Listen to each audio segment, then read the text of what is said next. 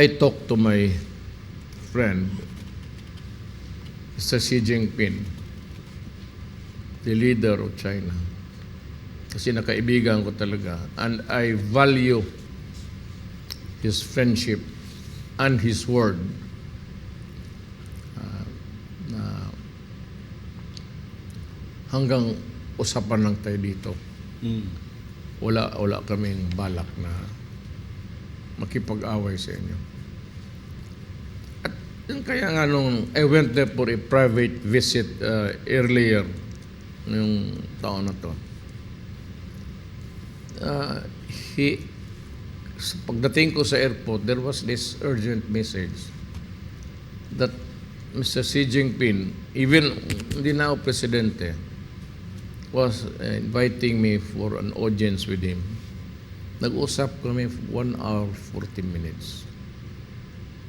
Wala kaming pinag-usapan about itong South China Sea. Kung ano lang ang maganda sa buhay, kumusta siya, ganon. Parang kaibigan lang. Hindi naman rin ako opisyal ng gobyerno. I have no business dwelling on matters which are already not mine because I'm no longer anybody. So, usap lang kami. But kung usap lang, kailangan kausapin si Mr. Xi Jinping or whatever, it might be a serious one or not, that we can talk things over. Not necessarily go into a confrontational stance. Mas malapit ako sa China, sa leader ng China mismo. I consider him a very good friend, very humble man, very considerate, than sa itong, wala naman akong, I have nothing against the Americans. Wala ako, pero wala akong connect doon sa kanila. Dito, pwede akong makiusap. Yung China Sea na wag na lang girahin kasi wala naman talaga kaming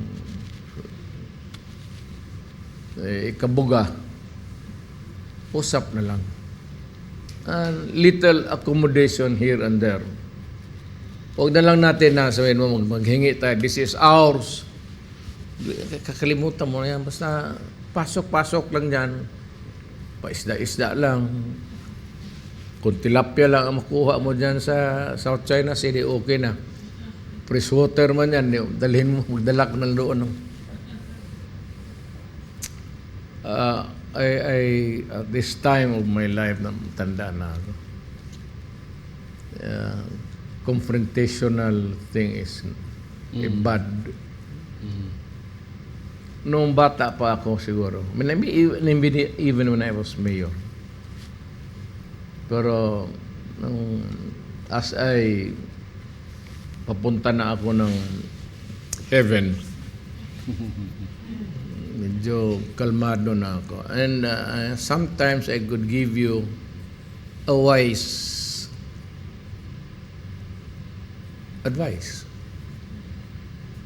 Medyo nakumpleto ko na yung cranial equation ko. And I could give you a good advice of what to do. Dito sa atin, kaya mo muna yan dyan. Wala namang gumagalaw. Ang China, wala namang barko dyan. Walang warship sila dyan. Hayaan na lang natin. Sometimes we stray. And if we are, kung maabutan nila ng patrol, but hanggang wala akong nakita. I have not seen, maybe before, but I do not remember a gray ship. Gray ship is a war. Barko na panggira. Gray ship ang tawag niya. Diyan sa South China Sea patrolling. So, nagpapasalamat ako sa, well, of course, kay Mr. Xi Jinping, pati sa Chinese people and government for being considerate. For after all, my friends, marami kaming Chinese dito sa Pilipinas. Maraming ancestry namin Chinese. But that's it, been telling them, you know, baka hindi niyo alam. And I will not elaborate, baka sabihin papalaki ako ng ulo sa